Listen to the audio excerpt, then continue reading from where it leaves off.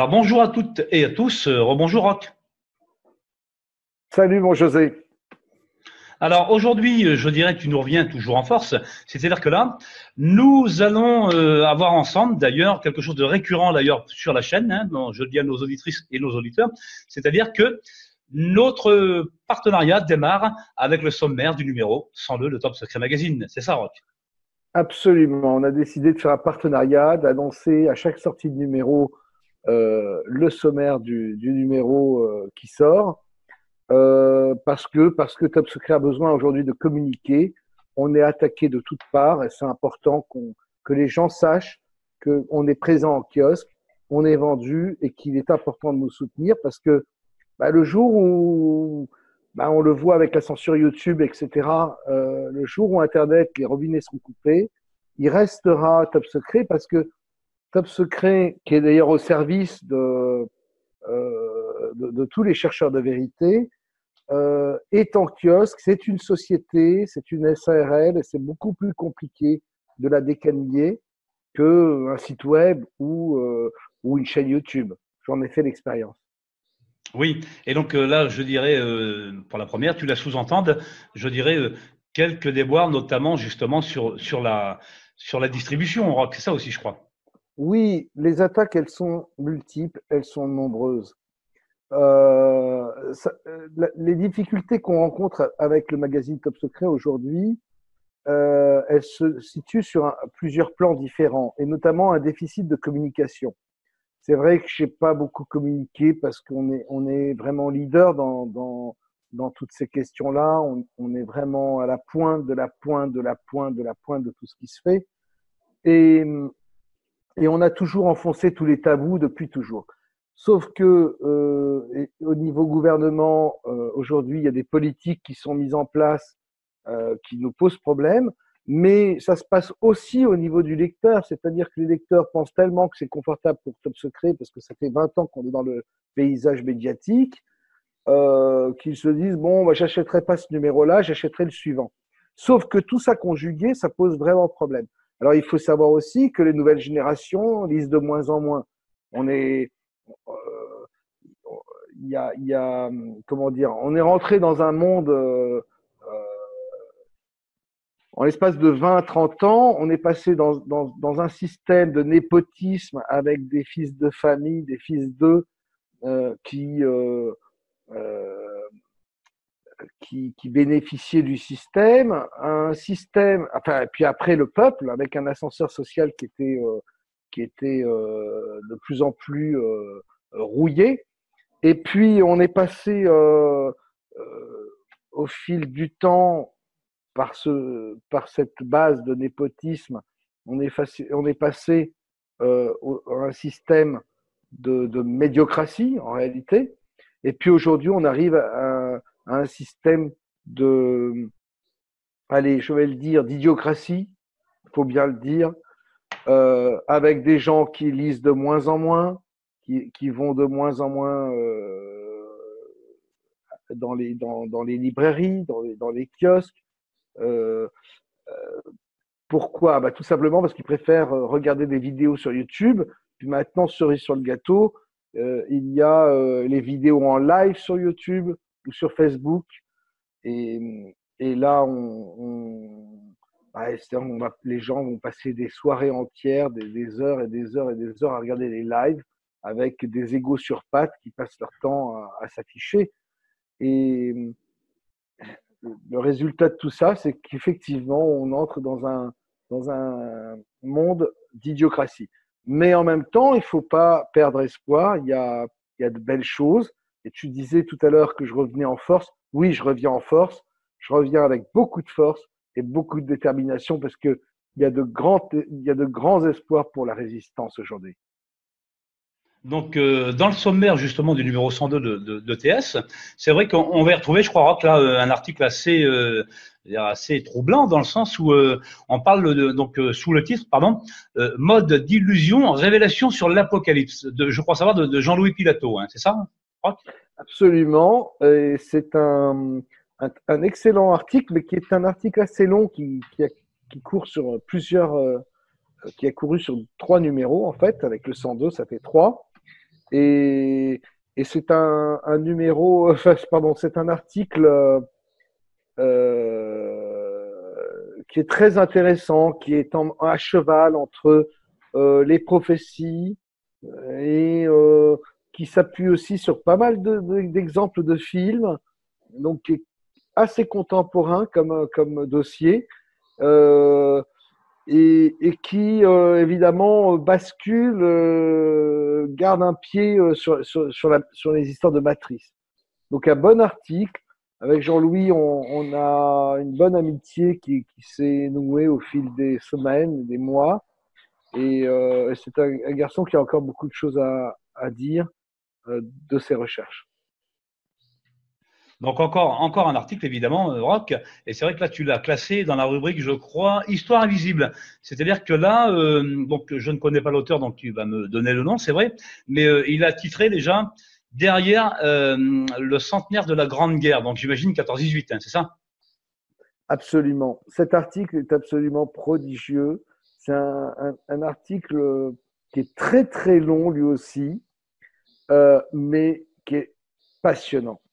Donc, moi j'adore, c'est un article de Thierry Namur, qui est un auteur, mais alors un vieux de la vieille de Top Secret comme Pierre de Châtillon. C'est ça aussi que j'aime beaucoup, cette fidélité que peuvent avoir et les lecteurs et les auteurs. Et alors l'article, de quoi il parle? C'est très, c'est très simple et en même temps très profond et en même temps absolument implacable. Il explique comment cette guerre 14-18, qui est quand même le plus grand génocide européen qu'on ait eu de toute l'histoire, avec des millions de morts dans énormément de pays, notamment en France, parce qu'en France, liberté, égalité, fraternité, on a envoyé tout le monde au casse-pipe. Hein.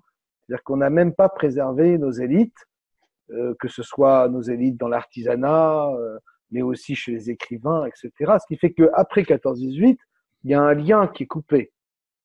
Euh, euh, L'éducation ne sera plus jamais la même. Si tu regardes les livres qui existent avant 14-18, que ce soit des livres sur la mythologie, des livres sur l'histoire, etc., et puis les livres qu'il y aura après, c'est fini. Le pont a été brisé.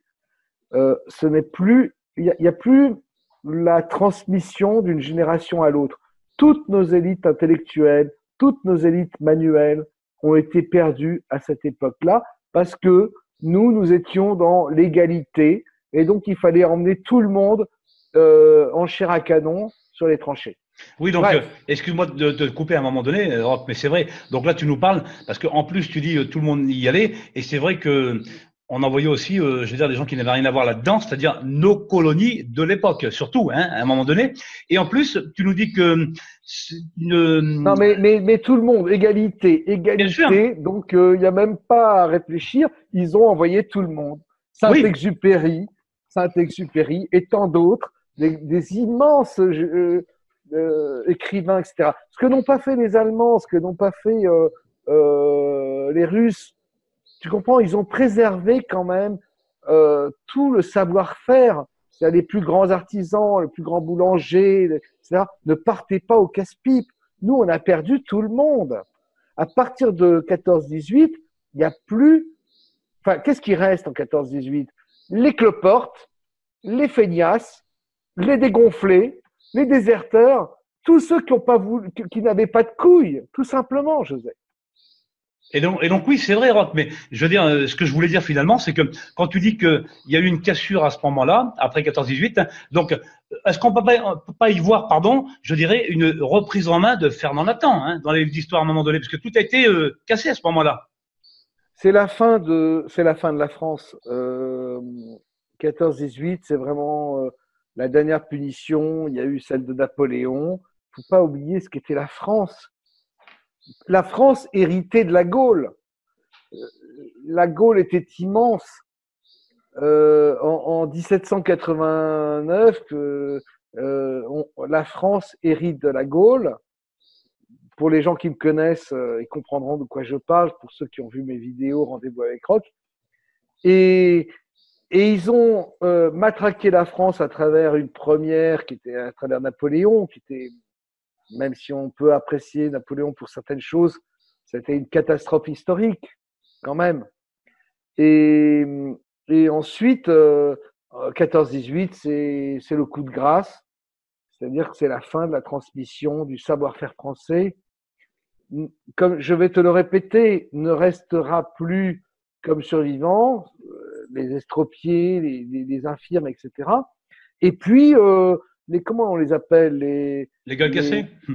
non, non, mais et puis les tireurs au flanc, quoi, les mecs qui ont joué. Enfin, bref, il ne restera plus dans ce pays que les gens qui génétiquement étaient déficients, avaient des difficultés, des problèmes. Sinon, tous les autres sont partis au casse-pipe. C'était voulu. Et c'est ce qui explique cet article. Je reviens sur cet article. Cet article est extraordinaire. Pourquoi? Parce qu'il explique comment les protagonistes, c'est-à-dire qu'en fait, c'est des cousins, ce sont tous des types de la même famille, les familles royales, ne veulent pas faire la guerre quelque part. Mais il y a quelque chose comme une puissance, une force invisible qui va les obliger, après l'attentat de Sarajevo, à rentrer dans la guerre. Et ils ont beau s'écrire « mon cousin que j'aime »,« mon truc, je te fais confiance », etc. Il y a une paranoïa qui s'instaure, qui s'installe. C'est comme, allez, je te fais une image, une histoire amoureuse où tout d'un coup, la femme va croire que le mec est un pervers narcissique, etc.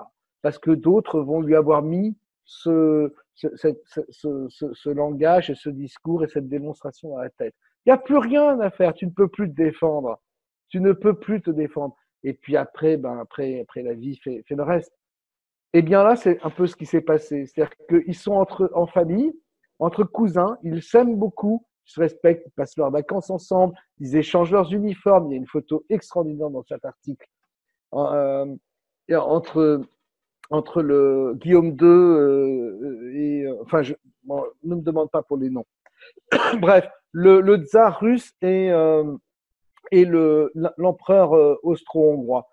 Ils échangent leur uniforme. Et il y a une confiance enfin, il y a cet amour entre eux qui est là, qui est revendiqué. Et à côté de ça, tu as des conseillers qui disent oui, mais il n'a pas fait ça, et il n'a pas fait ceci, et il aurait dû faire ça. Et pourquoi il n'a pas fait ça? Et qui distille un poison qui fait que cette guerre, cette grande guerre qui va voir la disparition d'une immense génération de Gaulois avec tous ses talents, toutes ses qualités, était inéluctable. C'est-à-dire qu'il y avait quelque chose d'invisible qui nous entraînait comme une espèce de scénario dans un jeu vidéo qui fait que cette guerre, elle est être inévitable, inéluctable, malgré toutes les tentatives de ceux qui avaient le pouvoir de décision. C'est comme quand tu rentres dans une espèce de trou noir ou d'entonnoir. Cette guerre, elle a eu lieu à leur corps défendant et les correspondances de ces dirigeants en témoignent. Et ça allait être le malheur de notre pays. Et cet article-là, je l'aime beaucoup. C'est un article vraiment très intéressant et qui montre qu'au-delà de la lecture de l'histoire basique, il y a une main invisible qui dirige le monde et que j'appelle depuis des années les planificateurs invisibles. Donc, toujours encore et encore un nouvel article dans Top Secret Magazine numéro toujours 102, Rock, c'est vrai. Donc, là, par contre, c'est un article totalement différent, hein, à côté de ce qu'on vient d'énumérer juste avant, c'est vrai, Rock. C'est-à-dire, c'est un article de René Germain, je crois savoir, sur la cité, ou les cités plutôt, des géants. D'ailleurs, un auteur qui avait écrit notamment, je crois savoir, de mémoire, les champignons géants aussi, je crois. C'est ça, Rock? Oui, absolument. C'est un auteur assez intéressant. Alors, je voudrais faire quand même un peu, avant une aparté, une petite parenthèse. Mon José, j'ai appris que nous allions peut-être nous rencontrer à la salle cet été, au mois d'août, puisque tu vas y faire une conférence avec nos amis Marc et Émilie. Alors non, je n'ai pas de conférence encore de prévue, Rock. Par contre, je peux dire que peut-être, normalement, si tout va bien, au mois d'octobre, pardon, j'aurai ma première conférence à Montréal, au Québec, avec nos amis canadiens, dont je salue l'équipe du Garpan et Richard Glenn aussi, qui est extrêmement connu, évidemment, avec ses modules ésotérisme expérimental. Mais par contre, je pense y être, notamment déjà pour se rencontrer, Rock, à un moment donné, c'est vrai. Oui, ce serait bien qu'on se fasse des gros bisous et qu'on puisse se serrer au moins dans les bras une fois. En tout cas, je reviens sur notre. Enfin, pourquoi je dis ça? Parce que je reconnais que dans ce milieu-là, pourquoi je fais des vidéos avec toi? Pourquoi je fais ce partenariat avec toi? Parce que ça fait quand même du bien dans ce milieu-là d'avoir quelqu'un qui est aussi sanguin que toi, aussi explosif que toi, aussi naturel que toi et spontané que toi. Combien de fois tu m'as appelé furieux en disant comment réglons le compte, tu as dit ceci, cela, etc. Parce que il faut bien reconnaître, José, que dans ce putain de milieu qui est l'ufologie, le domaine alternatif, on est quand même cerné soit par des agents, soit par des gens qui sont infiltrés, soit des gens qui n'ont pas forcément des intentions très, très bonnes. Et je voulais te le dire, profiter de cette émission pour te dire que, ouais, avec toi, j'ai l'impression d'avoir quelqu'un de vrai en face de moi et ça me change parce que beaucoup de gens autour de moi ne sont pas des personnes vraies. Et ça aussi, ça fait partie de mon parcours de vie. J'ai découvert que j'étais comme une espèce de Truman. Et ça, je l'ai découvert vraiment à mes dépens. Et nos appels, alors que tu sais bien que j'ai pas trop le temps de t'appeler ni rien, mais les moments où toi, tu m'as appelé furieux pour régler tes comptes, etc., je trouve que ça fait du bien dans ce monde-là et dans ce milieu-là. Voilà, je ferme la parenthèse. Mais bien sûr, ok, c'est vrai que pour rebondir à ce que tu dis et pour y répondre tout simplement, c'est vrai. Alors, merci déjà pour j'allais dire, ta modestie dans le sens où il est vrai, Rock, que souvent on me demande, on me dit, tu vois, José, toi, t'es un petit peu dans l'ufologie, tu connais un peu les gens, tout ça, t'es un peu dans ce milieu-là. C'est vrai, tu gravites un petit peu, modestement, je le dis. Et c'est vrai que maintenant, avec le recul et mon expérience aussi de vie, mon chemin à moi, personnel, hein, et d'ailleurs qui s'est entrecroisé, pas toujours pour des bonnes raisons, d'ailleurs, où c'est vrai que c'est un monde de requins. À un moment donné, on va être obligé de le dire. Moi, je le dis, c'est un monde de requins. Alors, tu as appelé, tu as noté d'ailleurs.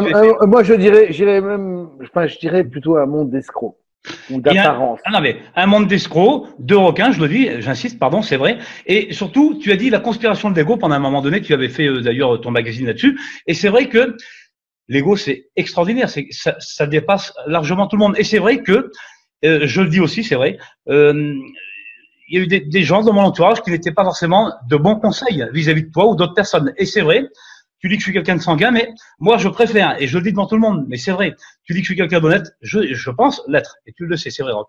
C'est un homme de parole en tout cas, c'est vrai. Ça fait du bien dans ce c'est vrai, mais t'en as un autre aussi.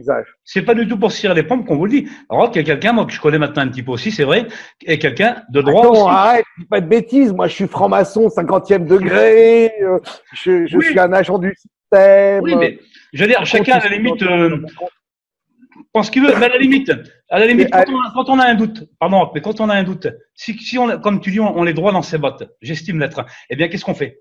On prend le téléphone et on appelle la personne pour, s'il y a un abcès, quelque chose, essayer de le régler. Et c'est vrai que à chaque fois que j'ai pris le téléphone avec toi, bon, ça n'a pas été non plus des milliards de fois, mais non, mais les 2-3 fois, fois où c'est arrivé.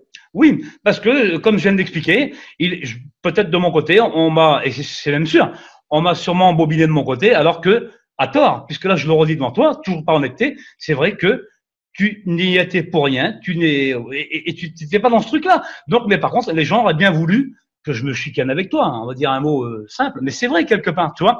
Donc, c'est ça le problème. Et maintenant, j'ai compris ça aussi de mon côté, c'est-à-dire que je n'ai absolument pas besoin de ces gens-là. D'ailleurs, j'en ai jamais eu besoin pour exister. Et toi non plus de ton côté, Rod, tu vois. Donc, quelque part, On trace notre route. c'est ça. Et maintenant, notre chemin se croise. Et j'allais dire, tant mieux quelque part, c'est vrai. Mais je pense qu'au bout d'un moment donné, comme tu viens de le dire, c'est vrai qu'il faut un peu de sagesse. Il faut faire abstraction de ça et avancer. Parce que c'est pas des gens qui nous font avancer, chacun dans ce qu'on fait, Rock, à un moment donné. C'est vrai. Absolument. Bref, on revient sur cet article euh, qui est tout à fait intéressant et qui, alors lui, s'appuie, cet auteur-là va s'appuyer sur des vestiges, je dirais, des artefacts ou des vestiges comme les Grands Canyons ou des choses comme ça pour, pour nous interroger sur est-ce que ce ne serait pas en réalité, parce qu'on va voir des photos à travers ce dossier absolument époustouflantes, avec des angles droits, ce que la nature n'aime pas trop, les angles droits, qu'on ne retrouve pas forcément dans la nature, et qui peuvent nous laisser imaginer qu'en réalité, ce sont des vestiges, des anciennes constructions de monuments géants.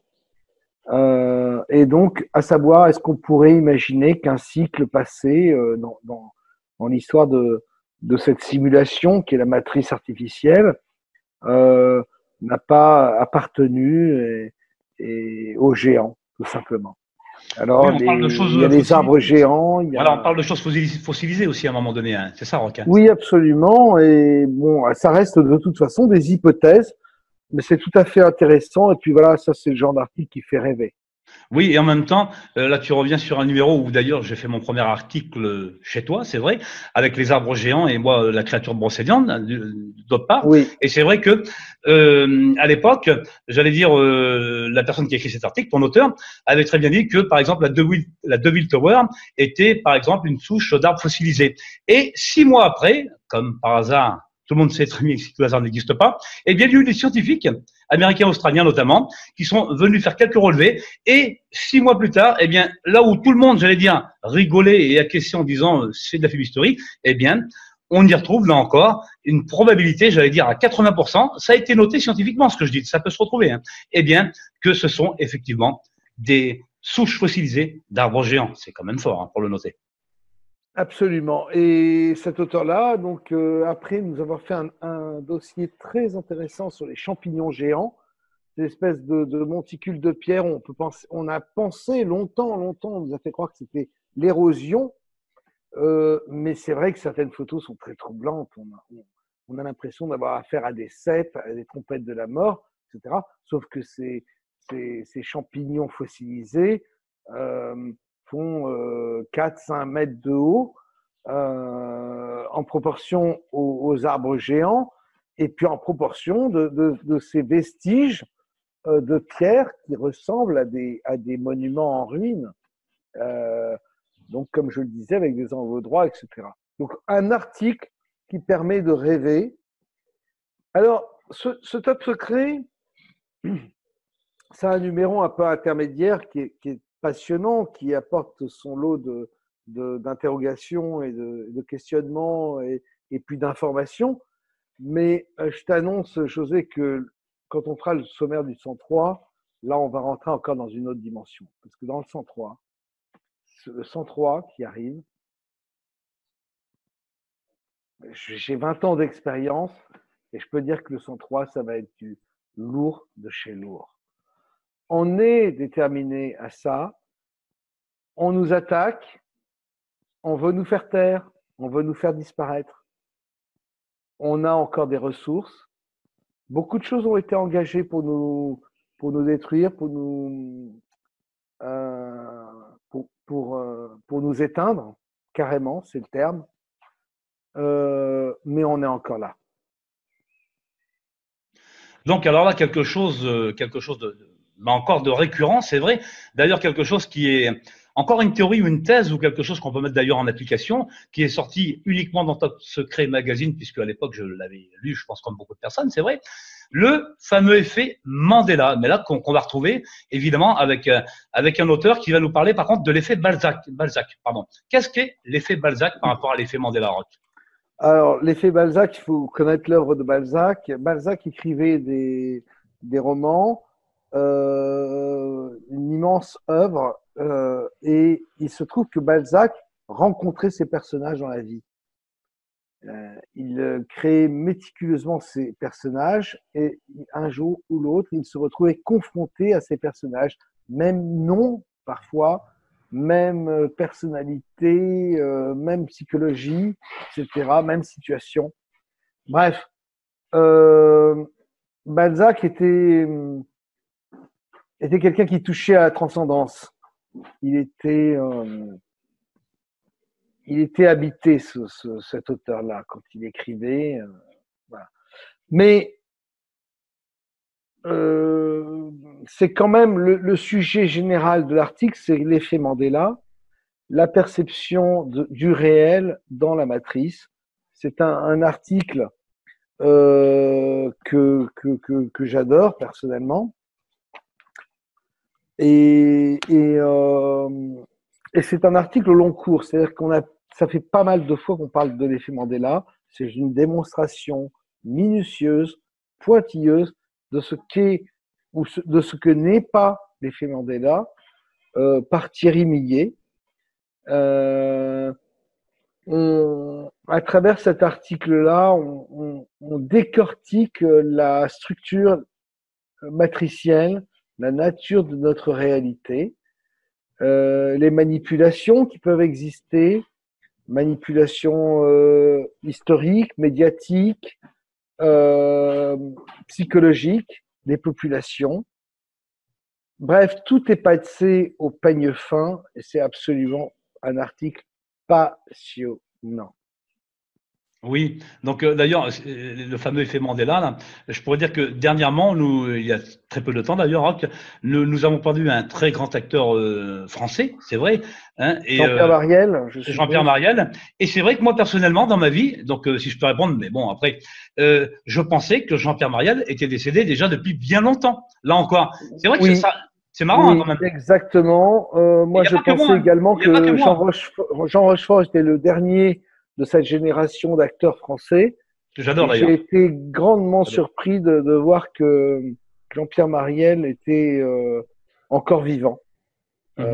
C'est vraiment très troublant. Effectivement, il y a 4-5 ans, je ne sais pas pour toi dans ta mémoire, mais moi, il y a 4-5 ans, il me semblait avoir entendu qu'il était décédé, Jean-Pierre Mariel. Ben, moi aussi, je le voyais même un peu plus loin que ça, au moins jusqu'à 10 ans, je voyais le truc, toi.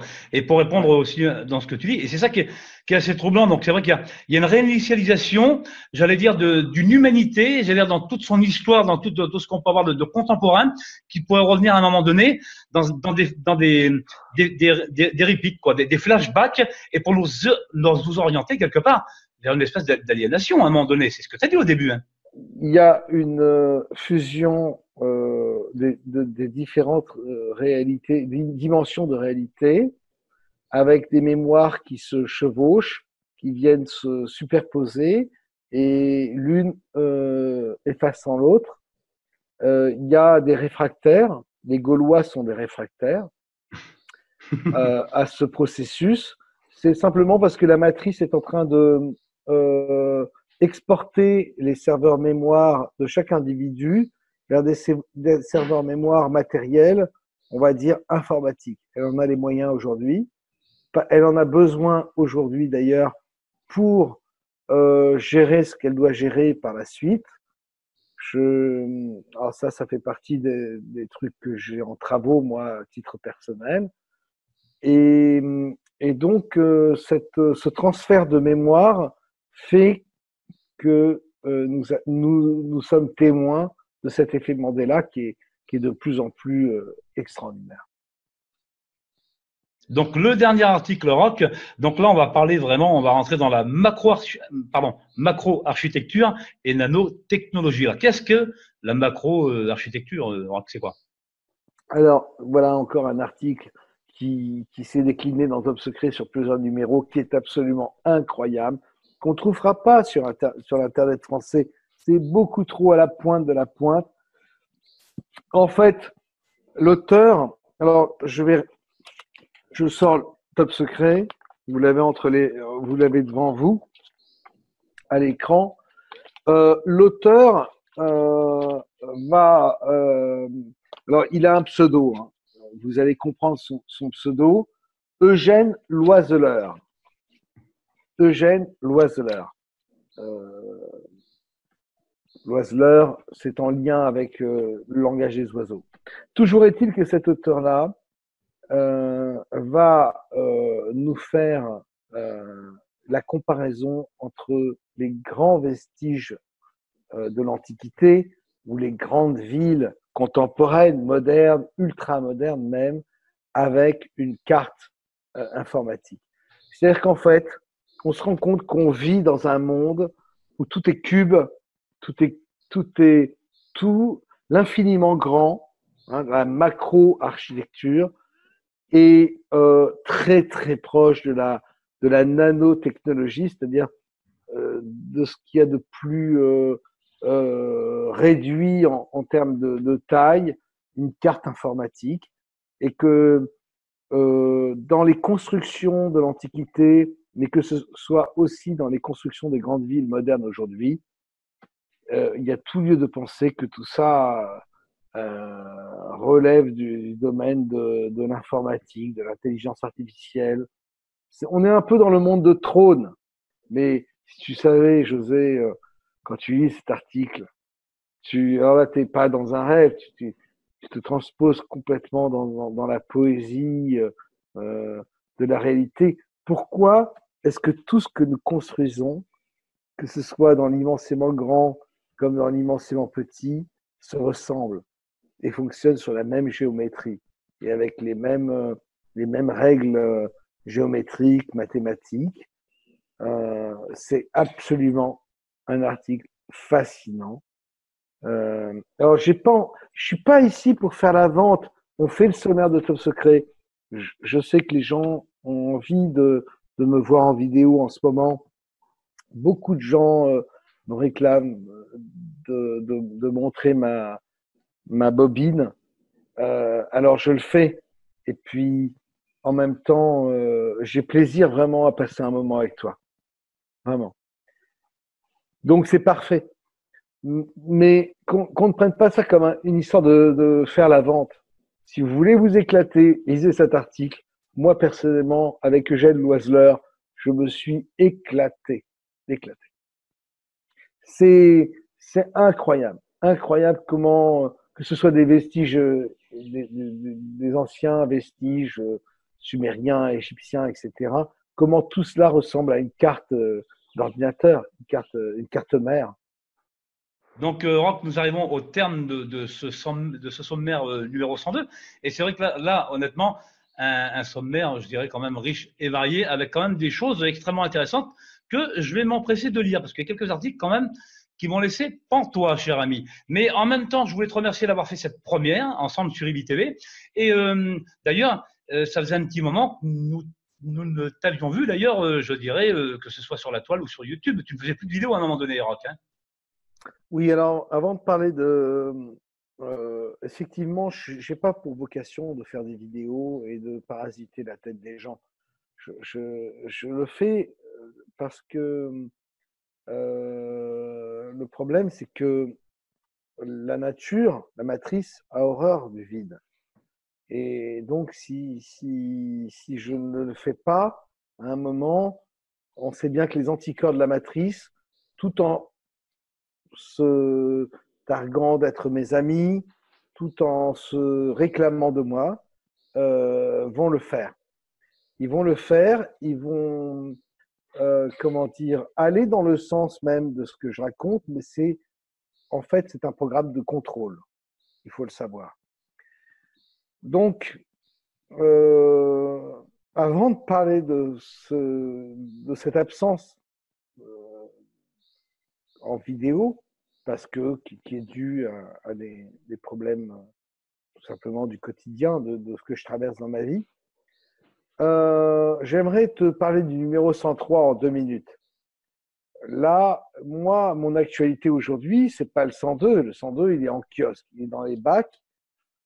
J'ai besoin que les gens fassent leur boulot, c'est-à-dire qu'ils se le procurent pour, pour que cette aventure continue.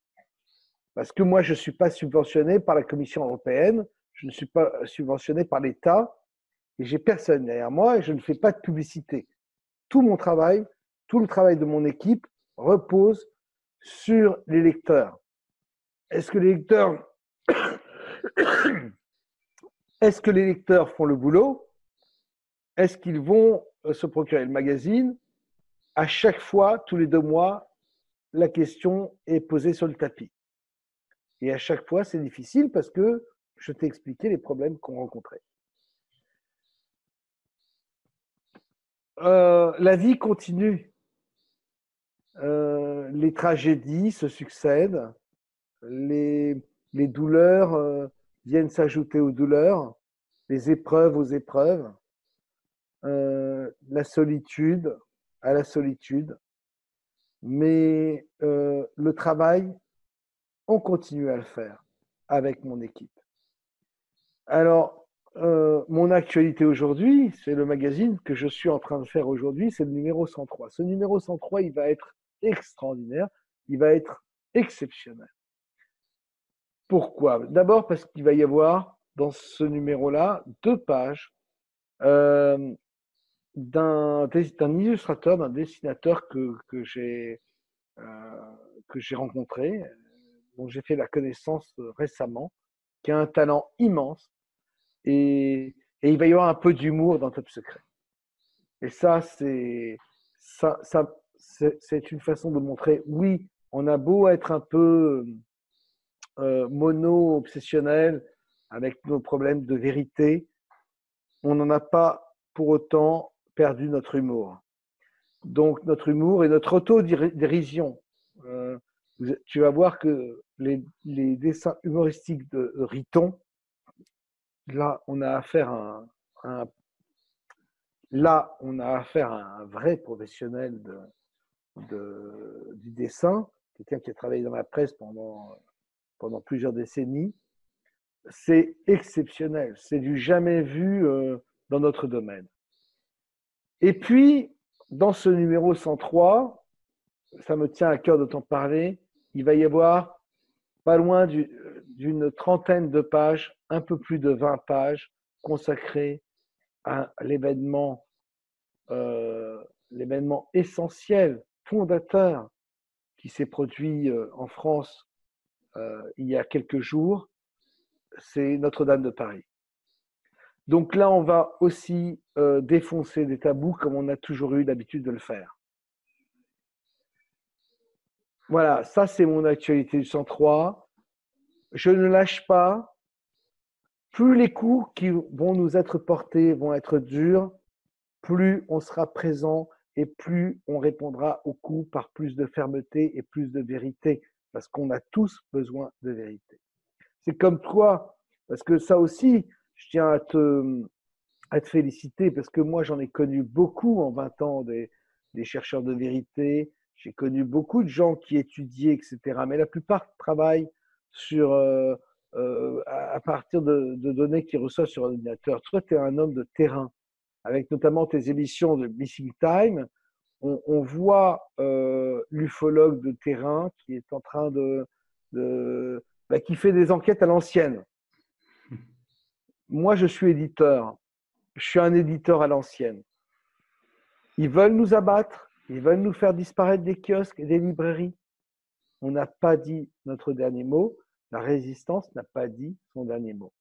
Alors, José, je vais te répondre par rapport au pourquoi de mon absence de vidéo depuis le mois de décembre.